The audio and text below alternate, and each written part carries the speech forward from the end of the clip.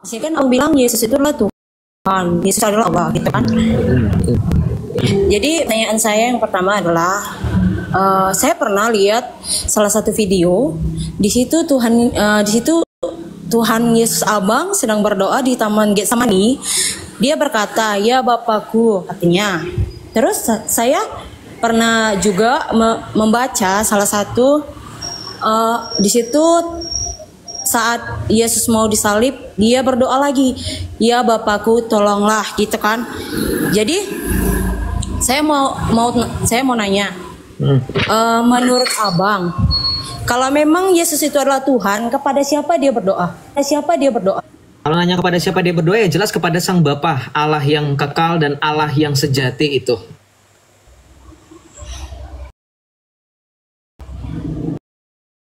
Terus ya karena gini.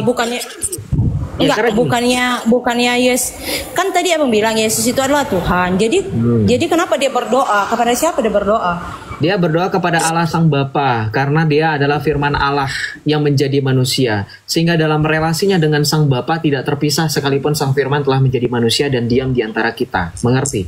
Jadi pemahaman tentang konsep ketuhanan dan kealahan dalam kekristenan, kita memahami bahwa Allah yang esa yaitu Allah Tritunggal Maha Kudus. Bapa dan Putra yaitu Yesus Kristus dan Roh Kudus. Ketiga pribadi ini dapat dibedakan tetapi tidak dapat dipisahkan. Analoginya kurang lebih seperti bagaimana manusia yang di dalam diri manusia ada tubuh dan jiwa. Tubuh dan jiwa dapat dibedakan mana tubuh mana jiwa, tetapi tubuh dan jiwa ini tidak dapat dipisahkan. Tubuh dan jiwa ini menyandang hakikat manusia, sehingga tubuhnya sudah pasti manusia dan jiwanya sudah pasti manusia. Tetapi sekalipun mereka dalam satu hakikat, mereka dapat dibedakan. Nah, dalam hal ini, konteks keilahian dan ketuhanan dalam kekristenan, yaitu Allah Tritunggal Maha Kudus. Yesus adalah pribadi kedua dalam Allah Tritunggal Maha Kudus, yaitu firman Allah yang menjadi manusia. Ya. Dan ketika Tuhan Yesus berdoa kepada Sang Bapa, ini bukanlah bentuk bahwa Tuhan Yesus bukan Tuhan, karena dia berdoa. Yesus adalah Tuhan, sejatinya Allah, sejatinya manusia. Untuk menegaskan bagaimana hubungan relasi dengan Sang Bapa tidak terpisah, dia menunjukkan itu sekalipun dia di dunia, dia dapat berkomunikasi dengan Bapaknya yang di sorga. Saya luruskan, ketika Anda mengutip pernyataan Tuhan Yesus di kayu salib, bukan "Ya Allah tolonglah," bukan. Tetapi "Eli Eli lama sabachthani," "Allahku, Allahku, mengapa engkau meninggalkan aku?" Dan itu pun Kak, itu bukan tanpa alasan Yesus mengatakan atau mengucapkan itu. Itu adalah penggenapan dari kitab Mazmur bab 22 ayat kedua. Nah, dipahami dulu teman-teman Islam. Kebiasaan yang menjadi tradisi orang Yahudi atau bangsa Israel, ketika mereka mendaraskan Mazmur, mereka akan mendaraskannya sampai selesai. Jadi ketika Yesus berucap "Eli Eli lama sabachthani," itu diteruskan Mazmur 22 sampai selesai. Dan Mazmur ini berisi nubuatan tentang penyaliban Yesus Kristus. Bahkan Mazmur ini menggambarkan bagaimana penderitaan Kristus mengubah kita semua menjadi penuh sukacita dan pengharapan. Dibaca itu Mazmur 22. Ya. Jadi ketika berbicara mengenai konteks penyaliban, Yesus mengatakan "Eli Eli lama sabachthani," itu penggenapan dari Mazmur 22. Dan ingat sekali lagi, orang Yahudi kebiasaan dan tradisinya ketika mendaraskan satu bait Mazmur, itu dilanjutkan sampai selesai, yang itu dilanjutkan tradisinya oleh gereja Katolik. Ada Mazmur tanggapan, betul nggak teman-teman? Nah ya, ketika berbicara itu bukan sedang meminta tolong, bukan. Baca lagi, itu nubuatan yang berbicara tentang bagaimana penyaliban itu mengubah yang tadinya keputusasaan, yang tadinya menggambarkan bagaimana penyaliban itu sebagai kekalahan Sang Ilahi, justru sebaliknya. Bahkan di dalam Mazmur 22 ditulis bahwa setiap segala bangsa yang tadinya menolak dan menyangkali hamba yang digambarkan menderita itu, mereka akan sujud dan mengingat Tuhan sepanjang segala masa. Dibaca Mazmur 22. Nih, saya tunjukkan ya. Bentar. Biar lebih enak. Kita tunjukkan Mazmur 22 nih, teman-teman yang Kristen juga supaya memahami dan coba untuk supaya kedepannya kalau mendapatkan pertanyaan, dihadapkan dengan pertanyaan entah dari keluarga, entah dari teman, rekan kerja, pasangan bahkan yang beda iman mempertanyakan kalian dengan harapan menggoyahkan iman kalian. Semoga ini membantu ya, supaya kalian tidak tergoyahkan dan kalian tetap teguh dalam iman. Nih, ya saya tunjukkan. Bentar, mana ini saya? Oke, ini Mazmur ya. Kita buka dalam Mazmur 22. Kita sama-sama belajar di sini. Nah, Mazmur 22 nih. Ini yang diucapkan Tuhan Yesus dalam Mazmur 22 ayat 2. Allahku, Allahku, mengapa engkau meninggalkan aku? Aku berseru tetapi engkau tetap jauh. Anda baca, ini PR bagi teman-teman Kristen, saya tidak akan menyuapkan satu persatu. Jangan kebiasaan. Orang Kristen harus bisa mandiri dan harus menggunakan akal dan logikanya dan bertumbuh dalam iman dengan membaca dan mendengarkan firman Tuhan. Terlebih memahaminya supaya kita bisa bertumbuh. Ya, libatkan Roh Kudus supaya Roh Kudus bisa menuntun kita memahami Alkitab. Oke? Nah, ini kalau Anda baca Mazmur 22 ya, dari mulai ayat pertama sampai dengan seterusnya, di ayat ini kan ini yang dikutip oleh Tuhan Yesus di kayu salib. Eli lama sabachthani. Allahku, Allahku, mengapa engkau meninggalkan aku? Tadi saya terangkan ya, secara kutip dan secara ringkas bahwa justru Mazmur 22 ini menggambarkan bagaimana peristiwa penyaliban Yesus. Ya. Menggambarkan bagaimana peristiwa penyaliban. Lihat di sini. Contoh di ayat ke-7 di sini dikatakan apa? Tetapi aku ini ulat dan bukan orang. Celak bagi manusia, dihina oleh orang banyak. Semua yang melihat aku mengolok-olok aku, mereka mencibirkan bibirnya, menggelengkan kepalanya. Lihat, membaca Alkitab bahkan mungkin bagi teman-teman yang Katolik dan Protestan yang mengikuti prosesi ibadat Jumat Agung, ya, yang disebut dengan peristiwa tablo itu, salib, jalan salib itu, ya, drama tablo itu. Lihat bagaimana orang-orang Yahudi melihat Yesus di kayu salib. Dia menjadi digambarkan sebenarnya, bahkan digambarkan secara persis bahwa orang-orang yang melihat Yesus mengolok-olok aku, kemudian mereka mencibirkan bibirnya. Ini kan persis bagaimana orang Yahudi melihat Yesus pada saat itu. Geleng-geleng kepala dan kemudian mengatakan seperti ini. Ia berserah kepada Tuhan, biarlah dia meluputkannya. Biarlah dia melepaskannya saat berkenan kepadanya. Ini perkataan yang persis dikatakan oleh orang-orang Yahudi yang mengatakan kepada Yesus, jika engkau adalah anak Allah, selamatkanlah dirimu sendiri. Nih. Ya. Kemudian kita lihat di sini ya. Ketika di ayat 13 contohnya,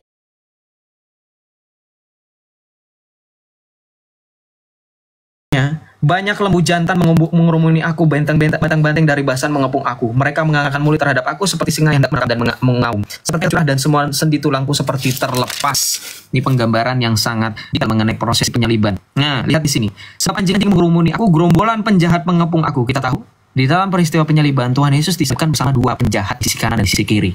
Yang menurut tradisi namanya adalah Gestas dan Dismas. Betul nggak? Nih. Mereka menusuk tangan dan kakiku. Nih, pada saat prosesi penyaliban Yesus disusuk dengan paku, dipakukan di kayu salib di tangan dan di kakinya. Ya, nah ini yang lebih jelas lagi. Mereka membagi-bagi pakaianku di antara mereka dan mereka membuang undi atas jubahku. Ketika Tuhan Yesus hendak disalibkan, para tentara Romawi pada saat itu membuang undi untuk membagi-bagikan pakaian Tuhan Yesus di antara mereka. Nih gambarnya. Ini perjanjian lama loh, kitab Mazmur. Ya, tadi saya bilang ya, saya tutup dengan menyatakan justru dalam kitab Mazmur yang tadinya gambaran kesedihan, keputusasaan, penderitaan, nih ya, ini nanti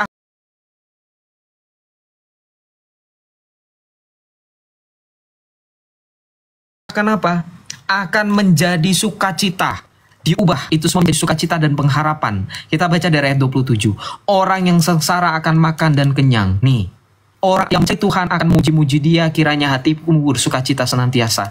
Segala ujung bumi akan sadar dan berbalik kepada Tuhan, dan segala kaum dari bangsa-bangsa akan sujud menyembah di hadapanmu. Sebab Tuhanlah yang berkuasa sebagai Raja, dia memerintah atas bangsa-bangsa. Ya, kepadanya akan sujud menyembah semua orang sombong di bumi, di hadapannya akan berlutut. Jadi ketika Yesus mengutip Mazmur 22 ayat 2, ini sampai selesai ini berbicara tentang bagaimana akhirnya keadaan berbalik 180 derajat. Nih, segala ujung bumi akan sadar dan balik kepada Tuhan.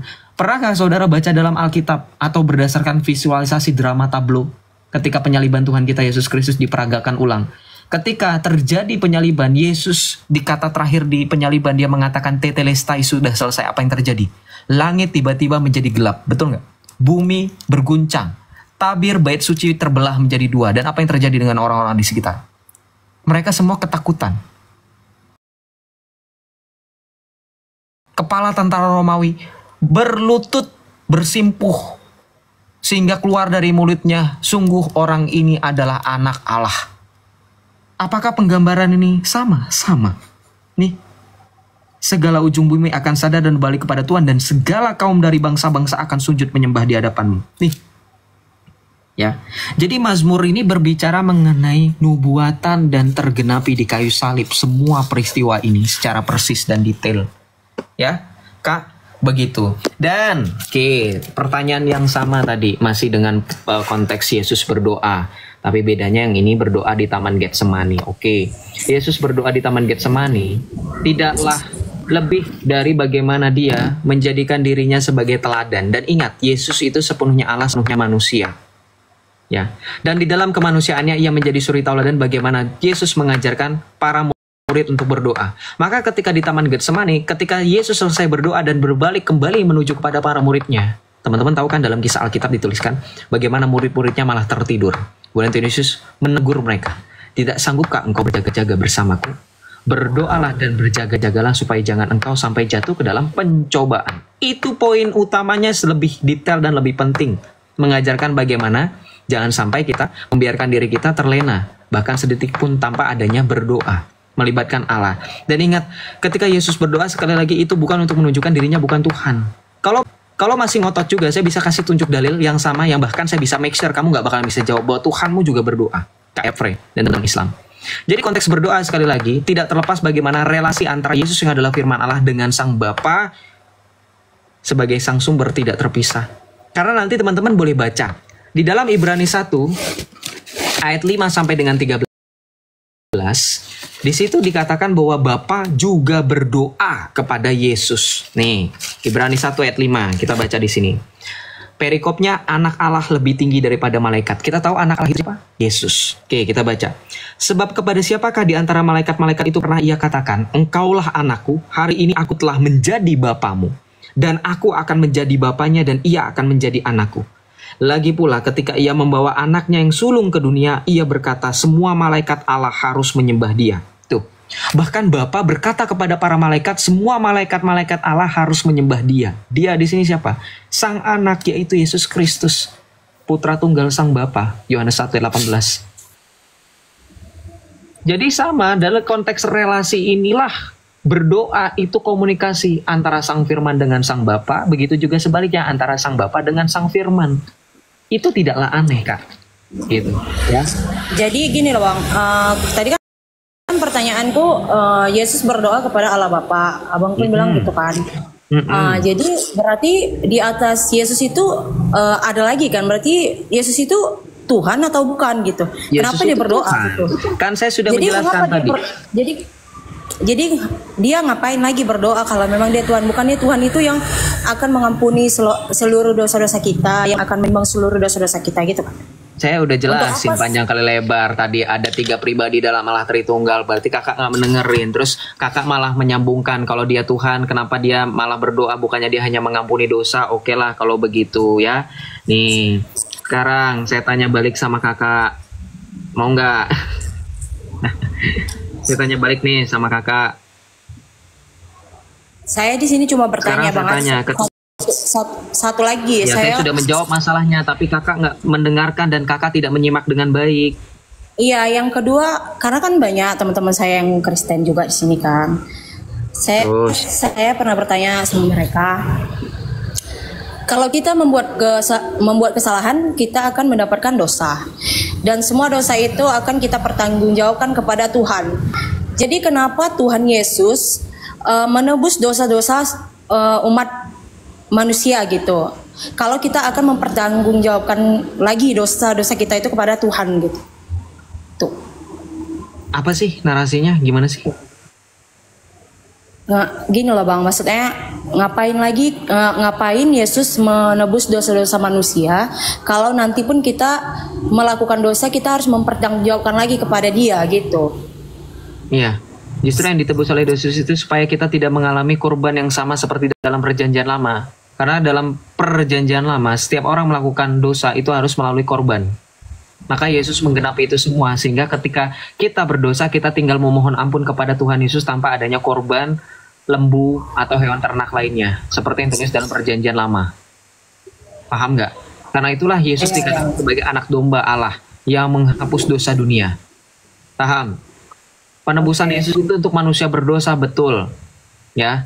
Jadi tidak ada lagi korban penebus salah seperti dalam perjanjian lama. Maka dalam Ibrani 10 ayat 1 dikatakan kurban yang utuh, sempurna sekali dan untuk selama-lamanya hanyalah Tuhan Yesus. Sehingga kita memohon ampun, memohon dosa hanya dengan harapan kepada Tuhan Yesus dengan perantaraan sakramen pengakuan dosa.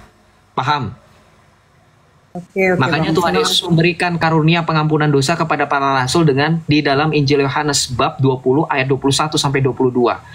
Yesus mengembusi mereka dan berkata kepada mereka, terimalah Roh Kudus. Jikalau engkau mengampuni dosa orang, maka dosa itu terampuni. Tetapi jika engkau menyatakan dosa orang itu tetap ada, maka dosa itu tetap ada. Makanya kita meminta pengakuan dosa daripada romo, imam. Karena mereka adalah penerus dari para rasul. Menumpangkan tangan. Penumpangan tangan itu dari zaman para rasul. Dari zaman Rasul Petrus, dari zaman Rasul Paulus, dari zaman Rasul Yakobus. Itu ditumpangkan tangan. Sehingga disebut dengan suksesi apostolik. Begitu. Kira-kira ada nggak dalilnya Joseph di mana bukti para rasul itu mengampuni dosa? Ada. Rasul Paulus menuliskan, menceritakan dan juga menuliskan kepada jemaat di Korintus suratnya yang kedua, 2 Korintus 5 ayat 18 sampai dengan 20. Nih. Ya. Sakramen pengakuan dosa itu ada di dalam Alkitab dan dilakukan oleh Rasul Paulus. Ya, kita baca 2 Korintus 5 ayat 20. Mana ini? Kita baca ya, 2 Korintus 5 ayat 18 sampai dengan 20. Dengerin. Ini penting. Jadi kita mengingat bagaimana gereja mempunyai suksesi apostolik itu alasannya ini. 2 Korintus 5 ayat 18. Semuanya ini dari Allah yang dengan perantaran Kristus telah mendamaikan kita dengan dirinya dan telah, perhatikan, mempercayakan pelayanan pendamaian itu kepada kami. Sebab di dalam Kristus Allah mendamaikan dunia dengan dirinya tanpa memperhitungkan pelanggaran mereka dan dia telah mempercayakan berita pendamaian itu kepada kami. Jadi kami ini adalah utusan-utusan Kristus sebab Allah menasihati kamu dengan perantaran kami. Dalam nama Kristus kami meminta kepadamu, berilah dirimu didamaikan dengan Allah. Dia yang tidak mengenal dosa telah dibuatnya menjadi dosa karena kita, supaya dalam dia kita dibenarkan oleh Allah. Paham? Jadi dengerin, orang Kristen memaknai Yesus menebus segala dosa, betul. Baik dosa asal maupun dosa pribadi. Dengerin orang Kristen, jangan berasumsi macam-macam. Jangan cuma dosa asalnya saja. Yesus juga menebus dosa pribadi. Kalau Yesus hanya menebus dosa asal, mati kamu sekarang, kamu harus mengorbankan korban dosa pribadi kamu. Persembahkan itu di mezbah. Ya. Yesus mengorbankan dosa itu dosa pribadi dan dosa asal. Jangan ngaco jawabannya. Saya tadi baca itu komentar hanya dosa asal saja. Dosa pribadi pun ditebus oleh Tuhan Yesus. Kata siapa hanya dosa asal? Kalau hanya dosa asal dan dosa pribadimu tidak ditebus, harusnya kau ketika melakukan dosa pribadi, kau sekarang mempersembahkan korban penebus salah. Ya? Gimana itu? Jangan. Hati-hati. Justru dengan adanya Kristus, penebusan kita hanya melalui sakramen pengakuan dosa yang Tuhan Yesus berikan kepada para rasul itu, sebab kita tidak perlu mengorbankan kurban apapun. Hanya melalui Kristus. Ya, jangan salah. Justru dengan Kristus, kan kalau Kristus tidak menebus kita dari dosa pribadi, ya kita nggak bisa jadi diubah menjadi tubuh kemuliaan dong. Gimana sih? Jangan absurd. Ya, jangan absurd. Filipi 3:21 sampai 22. Ya, dosa pribadi pun ditebus. Itu KRP, gitu ya. Ada lagi pertanyaannya, jadi bukan berarti kok kalau ditebus kok masih mempertanggungjawabkan ya. Orang Kristen bukan berarti ketika Yesus telah menyalibkan semua kutuk kematian kekal dosa, bukan berarti dosa itu tidak ada. Yang tidak ada itu adalah kurbannya yang dilakukan secara berulang. Dosanya masih ada karena dosa asal setiap manusia yang tidak pernah bisa terlepas kecuali dengan sakramen pembaptisan. Oleh sebab itu, supaya kita hilang dari dosa asal, our original sin, kita harus dibaptis. Supaya kita berhak menjadi satu dengan Kristus, satu baptisan dengan satu Kristus, dengan satu iman. Jadi kalau mau hilang dosa pribadi, dosa asal dan dosa pribadi sebelum kita dibaptiskan, ya kita harus dibaptis. Begitu, ya. Jadi keselamatan yang Tuhan Yesus berikan setelah Anda dibaptis, dosa Anda, dosa asal, dosa pribadi dibersihkan. Anda masih bisa berbuat dosa, ingat orang Kristen. Makanya keselamatan itu harus dikerjakan. Atau berbuat baik. Nah, kalau Tuhan tahu kita akan berbuat salah, itu kan dosa, Bang. Nah, upah dari dosa itu kan neraka gitu, Bang. Nah, misalkan kita masuk neraka, apakah Tuhan sekejam itu memasukkan kita ke dalam neraka? Kita disiksa, dipotong, diapakanlah yang mengerikan itu. Kamu ini kamu benar Kristen gak sih? Nggak ada istilah kayak gitu. Upah dosa adalah maut. Dengerin. Tuhan maha tahu betul, tetapi kemahatauan Tuhan tidak bisa disamakan dengan perspektif dari iman sebelah yang berbicara mengenai takdir. Manusia diberikan kehendak bebas untuk melakukan hal yang baik dan jahat, bukan berarti Tuhan sudah merencanakan itu semua. Tidak. Bukan berarti Tuhan sudah atur, kamu saya tetapkan nanti pasti akan kesandung. Enggak. Free will. Betul, penyelenggaraan ilahi. Tuhan hanya mengizinkan hal itu terjadi, tetapi bukan berarti itu bagian dari Tuhan yang menetapkan. Beda loh. Ya. Tuhan hanya menetapkan yang baik, yang disebut dengan single predestination. Yang jahat dan yang baik itu disebut dengan double predestination, sehingga itu bukanlah ajaran dari Kristen. Bukanlah ajaran dari Kristen. Kekristenan sejati mengajarkan Tuhan sejatinya sangat berbelas kasih sehingga kita diselamatkan semuanya terkecuali 1 Timotius 2 ayat 3 sampai dengan 4. Tapi dengan adanya tadi kehendak bebas, itu yang kemudian menentukan bagaimana final skenario kehidupan manusia. Betul memang, kehidupan kita tidak pernah terlepas dari batu sandungan, tidak pernah terlepas dari tersandung walaupun hanya sedikit, betul. Tapi ingat, di dalam kekristenan, dalam Alkitab dikatakan dalam 1 Yohanes 5 ayat 16 tertulis bahwa kalau ada seorang melihat saudaranya berbuat dosa, yaitu dosa yang tidak mendatangkan maut, hendaklah ia berdoa kepada Allah dan Dia akan memberikan hidup kepadanya. Yaitu mereka yang berbuat dosa yang tidak mendatangkan maut. Ada dosa yang mendatangkan maut, tentang itu tidak kukatakan bahwa ia harus berdoa. Tuh, Rasul Yohanes itu membedakan ada dosa yang tidak mendatangkan maut dan ada dosa yang mendatangkan maut. Jadi nggak semua dosa mendatangkan maut, teman-teman. Ingat ya, nggak semua dosa mendatangkan maut sehingga kita tiba-tiba dihukum di neraka, dicincang-cincang. No, itu bukan kekristenan itu, bro, hati-hati. Itu bukan kekristenan, neraka nanti kita dicincang-cincang, dipotong-potong, nggak? Ya, jangan seperti itu. Ya, pemahamannya. Dan mengenai dosa, sekali lagi, dalam 1 Yohanes 5 ayat 16, ada perbedaan antara dosa yang mendatangkan maut dan dosa yang tidak mendatangkan maut. Dibedakan loh, teman-teman. Dua jenis dosa. Itu Rasul Yohanes, 1 Yohanes 5 ayat 16 dalilnya dalam Alkitab. Seperti itu, bro. Jadi jangan memakai pemikiran dari luar Kristen ya. Mohon maaf kalau kamu Kristen. Banyak baca Alkitab lagi. Oke, Bang. Terima kasih, Bang, atas jawabannya, Bang.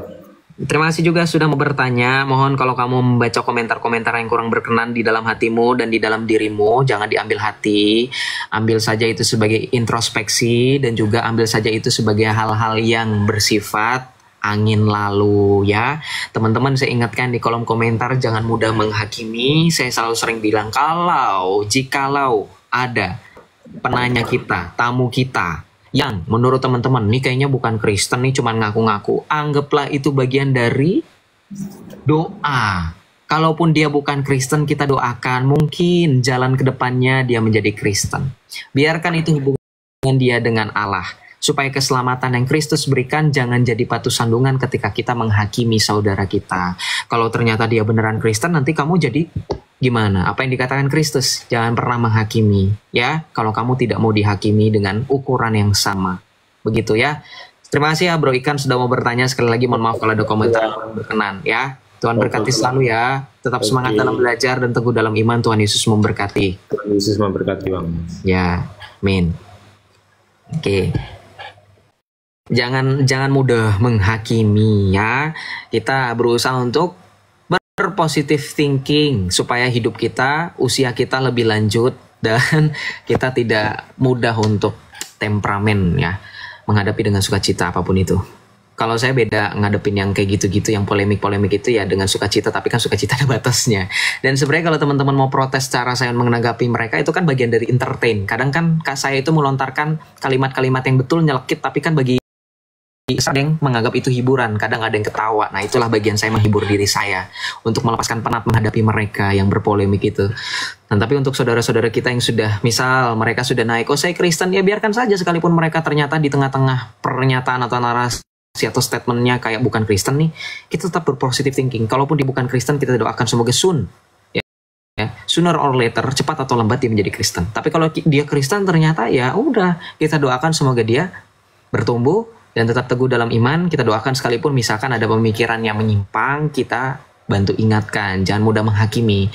Karena banyak di luar sana orang-orang yang trauma. Saya cerita sedikit ya, saya curhat sedikit ya, saya sharing sedikit, izin ya. Banyak orang di luar sana yang mengalami trauma, yang mengalami kepahitan karena jemaat sama di gereja itu mudah menghakimi. Nah, kita jangan seperti itu, jangan dibiasakan. Ya, kalau kita melihat saudara seiman kita ada yang salah langkah, ingatkan baik-baik.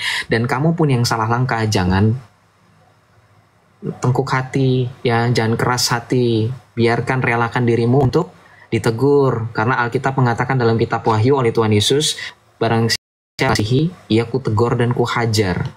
Jadi peneguran dan penghajaran dalam iman kekristenan itu bentuk dalam pendewasaan iman. Jadi seperti itu ya, kita harus memahami bagaimana problematika pergumulan setiap orang masing-masing itu berbeda. Jangan jadikan media sosial juga menjadi sama. Karena banyak teman-teman di luar sana itu yang nggak mau ke gereja karena saya dulu pernah diiniin sama sesama ini. Nah, itu jangan. Ya, jangan seperti itu. Oke, kita lanjut ya.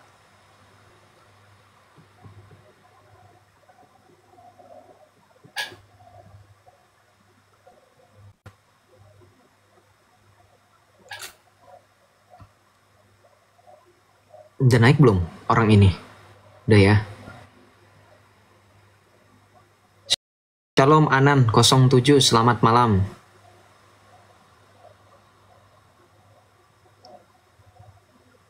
Kok orang itu malah keluar aplikasi terus tiba-tiba turun ya? baru ngasih salam loh, saya belum ngapa-ngapain, orang saya juga baru ngasih salam, kenapa sih? Enggak, saya ngapa-ngapain nih. Kenapa? Kenapa dia malah turun teman-teman? Ada yang salah kah? Saya ngomong, nggak ada kan ya? Kenapa bang? Kok ente turun tiba-tiba? Maksudnya bang, nomornya sopo? Shalom Hamid. Yang ngepidik nang kene. Shalom Hamidah Store, selamat malam. Halo. Halo, Hamidah. Shalom Hamidah Store, selamat malam. Saya turunin ya kalau nggak respon ya, kasihan teman-teman yang udah ngantri nunggu lama. Semakin lama kalau kamu nggak respon, kasihan, mereka juga nunggu kan dari tadi ngantri. Sekalipun bau pencet, request tetap aja, kita menghargai. Karena kita nggak tahu, ada orang yang terburu-buru, ada orang yang mungkin sedang dalam butuh jawaban atau mau sharing-sharing ya. Kita harus hargai mereka.